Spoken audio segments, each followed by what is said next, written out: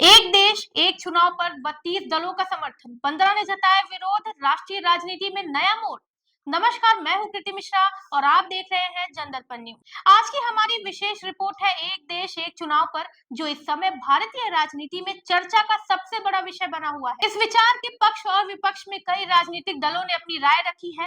पूर्व राष्ट्रपति रामनाथ कोविंद की अध्यक्षता वाली उच्च स्तरीय समिति ने इस मुद्दे पर विस्तृत परामर्श प्रक्रिया के बाद एक रिपोर्ट पेश की है। इस रिपोर्ट के अनुसार 47 राजनीतिक दलों ने अपनी प्रतिक्रियाएं दी हैं। इनमें से 32 दलों ने इस प्रस्ताव का समर्थन किया है, जबकि 15 दलों ने इसका विरोध जताया है। आज हम इस प्रस्ताव के पीछे की पूरी कहानी और उससे जुड़ी प्रतिक्रियाओं को विस्तार से समझेंगे। क्या है एक देश एक चुनाव का विचार?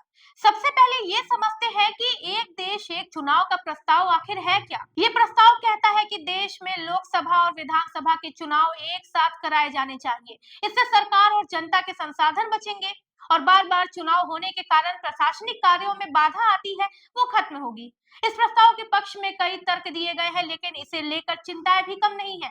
आइए जानते हैं कि समर्थन करने वाले और विरोध करने वाले दलों का क्या विचार है। समर्थन करने वाले दलों के तर्क। समर्थन करने वाले 32 दलों का मानना है कि संसाधनों की बचत होगी, बार बार चुनाव कराने पर खर्च होने वाला समय, पैसा और ऊर्जा बचाया जा सकेगा।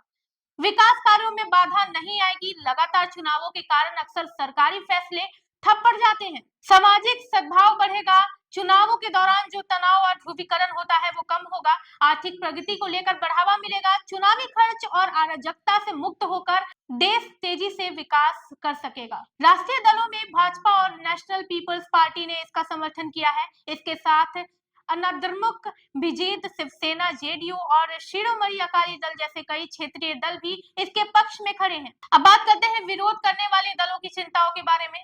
उन 15 दलों की जिन्होंने इस प्रस्ताव का विरोध किया है, इन दलों का कहना है कि संविधान के मूल ढांचे का उल्लंघन हो सकता है। एक साथ चुनाव कराने से संघीय व्यवस्था कमजोर हो सकती है। ये कदम लोकतंत्र विरोधी है। इससे जनता का बार बार सरकार से जुड़ने का अधिकार छिन जाएगा। राष्ट्रीय दलों का प्रभुत्व बढ़ेगा, राज्य स्तरीय दलों के लिए राष्ट्रीय दलों के साथ प्रतिस्पर्धा करना मुश्किल होगा। इससे क्षेत्रीय दल होशिये पर चले जाएंगे और राष्ट्रपति प्रणाली जैसे सत्ता केंद्रित मॉडल की ओर झुकाव बढ़ सकता है। कांग्रेस, आप, माकपा और सपा ने इस प्रस्ताव का खुलकर विरोध किया है। सपा ने खास तौर पर कहा है कि अगर एक साथ चुनाव होते हैं तो राज्य स्तरीय दल चुनावी रणनीति और खर्च के मामले में राष्ट्रीय दलों के साथ प्रतिस्पर्धा नहीं कर पाएंगे। बसपा ने इसे पूरी तरह खारिज नहीं किया है, लेकिन ये चिंता जाहिर की है कि देश की जनसंख्या और क्षेत्रीय विविधता को देखते हुए इसे लागू करना चुनौतीपूर्ण हो सकता है। वहीं आप बात करते हैं कि क्या कहा रामनाथ कोविंद ने। उच्च स्तरीय समिति के अध्यक्ष और भारत के पूर्व राष्ट्रपति रामनाथ कोविंद ने अपनी रिपोर्ट में यह भी कहा है कि जिन 15 दलों ने आज विरोध जताया है, उनमें से कई दलों ने अतीत में इस विचार का समर्थन किया था। उन्होंने ये भी बताया कि 37 दलों से परामर्श प्रक्रियाएं प्राप्त हुई हैं। प्रमुख दलों की स्थिति।